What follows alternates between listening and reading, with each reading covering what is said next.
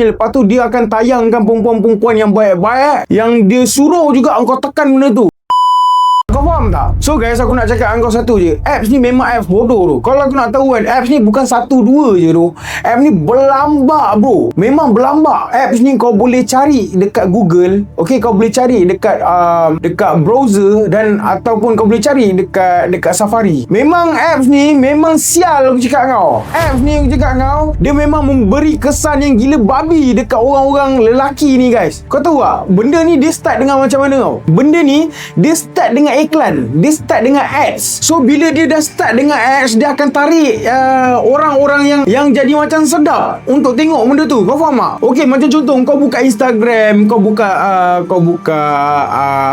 buka website yang kau nak mencari kan. Tak kisah kau cari research apa benda semua kan. Akan ada keluar ads bodoh ni. Kau tahu tak? Tiba-tiba akan keluar suruh kau download apps ni. Tiba-tiba keluar suruh kau download apps ni. Lepas tu dia akan tayangkan perempuan-perempuan yang baik-baik, yang dia suruh juga engkau tekan benda tu.